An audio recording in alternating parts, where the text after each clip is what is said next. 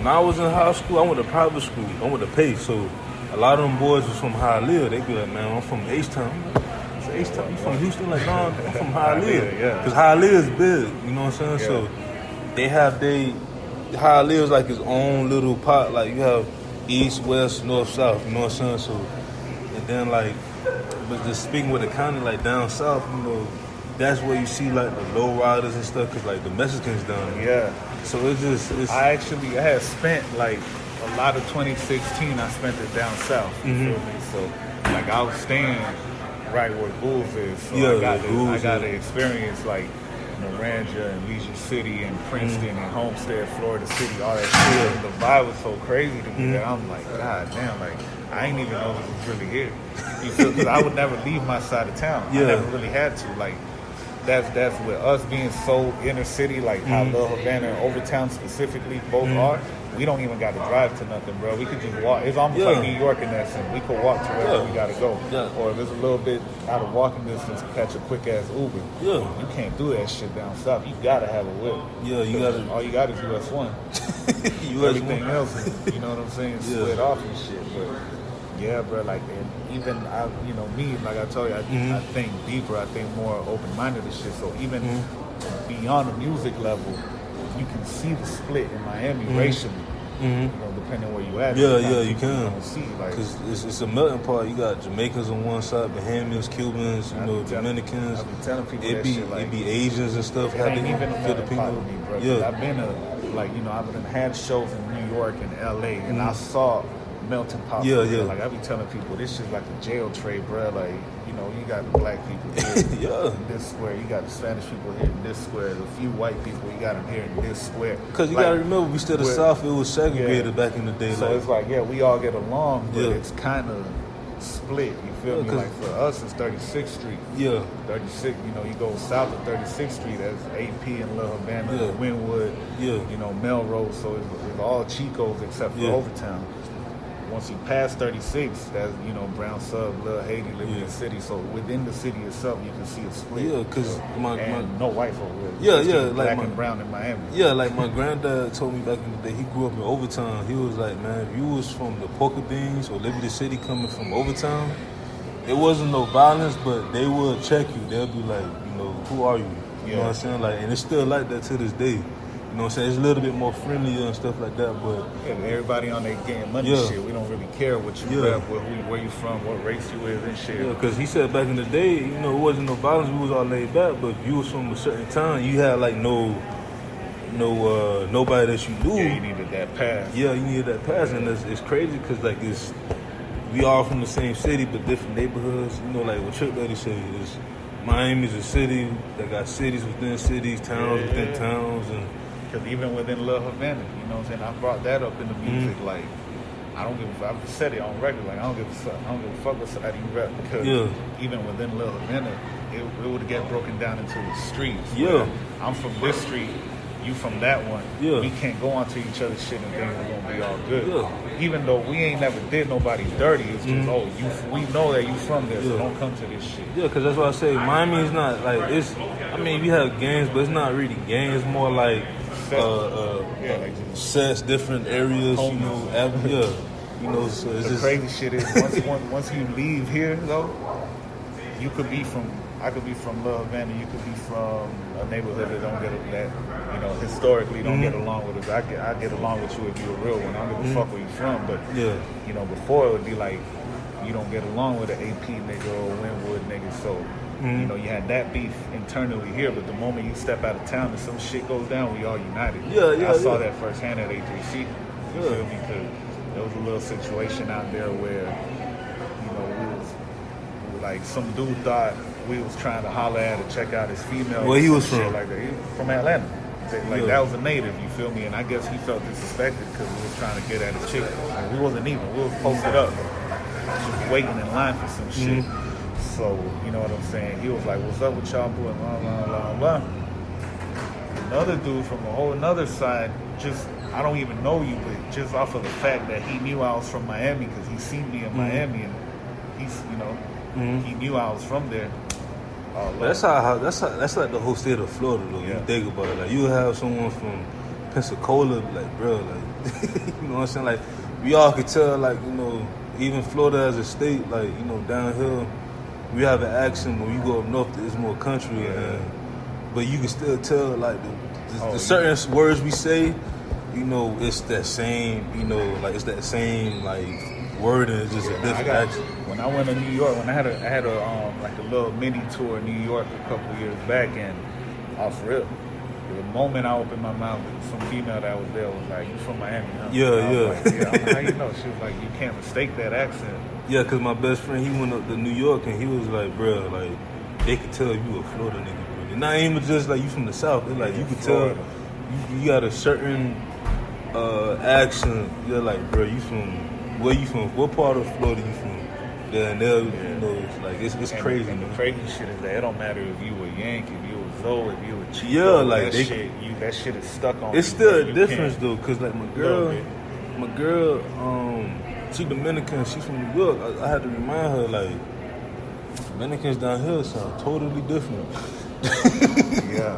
Like, her sister was born in New York, but her sister was she had more years down here than she was up north. So she sound like a Miami, like, she sound like she from Dade. You know what I'm saying? Like, the way she talk, because even her folks from up north was like, damn, like, you talk like you from down south. Like, you know what I'm saying? Like, the slang.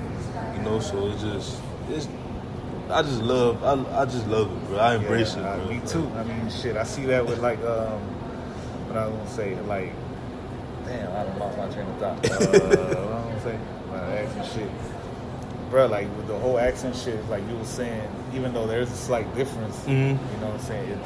Shit gets stuck on you, bro. Like, the words, the slang. The way we say shit, especially when you get hot, you know what I'm saying? Like, when you get mad, the shit gonna come out. You know what I'm saying? Because everywhere I've been outside of Miami, they know. Yeah, they said that's the only time. They're like, that's the only time we talk fast when we get mad. And then, like, even like I be telling people, because I've heard, you know, going off topic. I mean, we're still on topic, but I've heard that whole shit. Like, I've seen like rappers or artists, you know, the Chicos. They get told, like, oh, he nice for a Chico, he nice for a Oye. But me, I've heard, like, damn, I didn't even know you was a Chico. I thought you was black when I heard it. I've heard that shit a lot. It happens. I be telling people, I'm like, yo, like, I could see why, because, you know what I'm saying? Like, I was telling you, like, my parents were here like 2-3 years before they had me, so I had no concept of English at the crib until I got to school. Yeah. And when I went to school, I had to go to Overtown for school. What you think gonna happen? Black people. I be telling people, like, look at Pitbull when he had award shows and shit. That's Miami as you can get. You can't shake that shit, bro. If you was born and raised here, you not shaking that shit. Because even if you know, try to hide it all you want, it won't come out. Like, this nigga from Miami. That because with Pitbull was from, like, he was all around Miami. He was from Opelika, Kendall, and stuff like that. His family moved around a lot. Like, DJ EFN was saying, like, he mentored him too.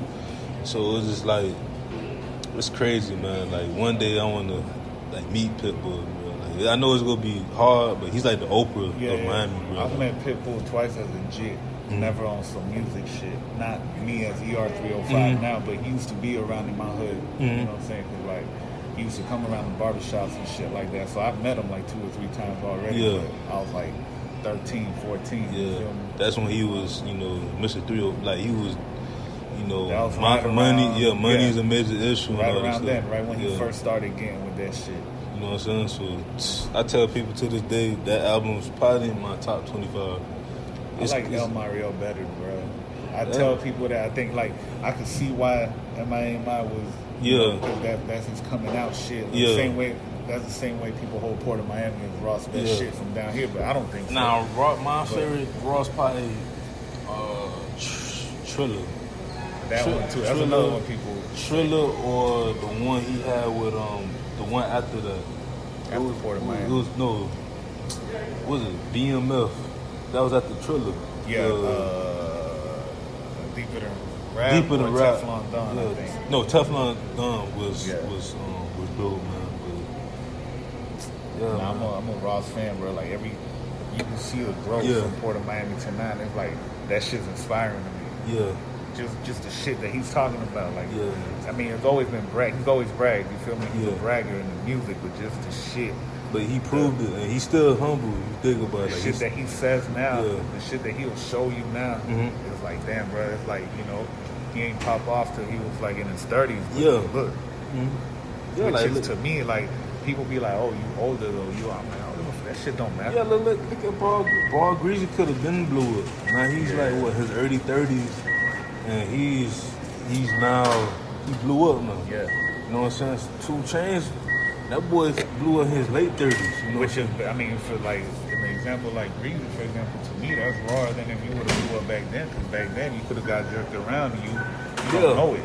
Yeah. Now I'm sure he got the game. Like he knows himself. He had to change it up, and I respect that. Cause not even that, just on the business level. Just yo, I know what I got to do. Yeah. You can't play me. You feel me? Like same thing. Like who was like Biddy Blue? Like Biddy Blue. You know, I fought with Blue. Biddy Blue. It was a lot of them that came out around that Flow Rider. I remember I went to a studio one time, just seeing them MTV, you know, awards and stuff. Like, you know, he probably knew, you know what? Cause his manager, I heard his manager would talk to him about it. He was like, bro, you gotta change it. You know? Yeah, cause if you think about it, even the first song he put out, that birthday cake shit, he never heard nothing like that from him. Nah. So it's just crazy. But before we end the podcast, who are in your top 5 rappers? Yeah, of all time. Yeah, Pop. Nas. This ain't in order either. Right. This is just, you know, so you top got 5 I can think of. You got Pac, Nas. Pac, Nas, Scarface. That's 3. Yeah, I'm doing this shit so carefully because too many. I can't do it's top too many. 5. Yeah, too many I can't grids. do top 5. Yeah.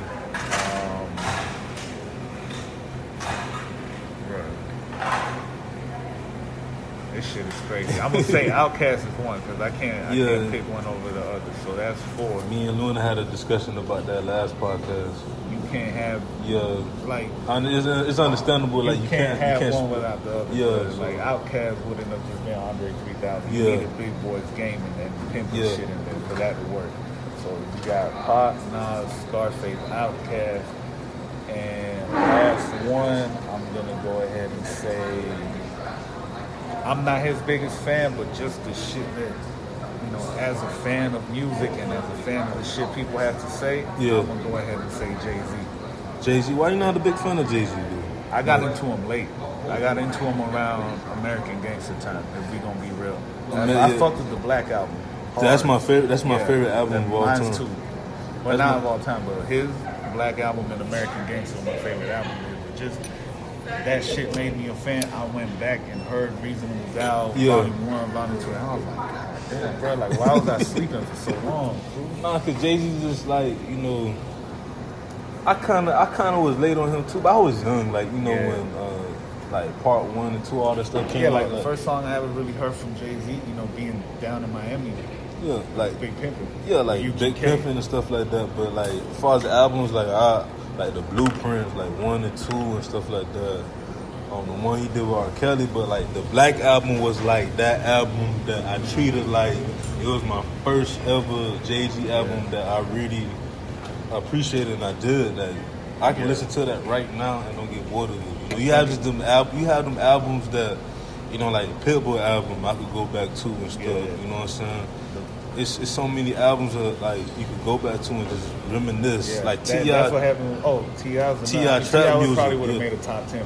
Trap music is probably, if we would have went with top albums, trap music would have been in that shit. For sure, no question. What about albums then?